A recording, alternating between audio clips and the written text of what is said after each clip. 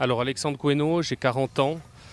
Ma carrière sportive, je l'ai faite à Sion. J'ai joué 2 ans en première équipe.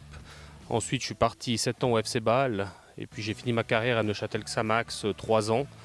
Après, j'ai eu besoin de faire un peu le break. J'étais un peu à saturation, puis la passion m'a vite rattrapé. J'ai recommencé assez tôt à entraîner. J'ai fait toutes les catégories élite à Sion. Et puis là, ça fait 3 ans que je suis en charge des M18. Alors oui, on a fait 2 matchs 6 points. De manière générale, on a fait de bons matchs amicaux aussi. On était invaincus sur les matchs amicaux. Ensuite, voilà, il faut quand même garder les pieds sur terre. C'est 2 matchs 6 points, mais face à des équipes certainement qui feront partie de la deuxième moitié de classement. Donc on reste vraiment axé sur une optique de progression.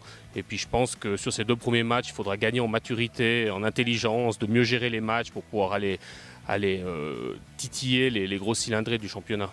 Alors cette année, c'est un mix de 2003, 2002 et 2001 qui ont donc le statut M19. Donc c'est important de trouver une certaine harmonie. C'est vrai que les M16 qui montent, l'intensité du championnat M18, ils doivent s'en accommoder. Donc ils ont toujours besoin de plusieurs mois pour vraiment se mettre à niveau. Mais cette année, il y a de très bons joueurs M16 qui sont montés. Et d'ailleurs, sur les premiers matchs, je n'ai pas hésité à les mettre sur le terrain et à leur donner du temps de jeu. Alors cette année, il y a vraiment ces statuts M19 qui font un peu la navette entre les 18 et les 21 selon les besoins des 21. C'est clair que la priorité, c'est la catégorie M21. Donc là, Sébastien Bichard, à la fin de chaque semaine, il me donne les informations sur les joueurs que je pourrais avoir à disposition pour le samedi. Mais c'est vrai qu'on a une très bonne collaboration cette année. On échange beaucoup surtout sur ces joueurs qui sont susceptibles de jouer dans les 2 catégories. Alors c'est clair qu'on considère tous les joueurs, on essaie de les faire progresser collectivement et individuellement.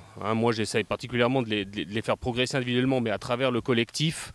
Et puis c'est clair qu'il y a une attention un peu particulière qui est mise sur les joueurs talentueux. On détermine au début de chaque saison 5-6 joueurs entre guillemets talents, bien que ça peut évoluer assez rapidement.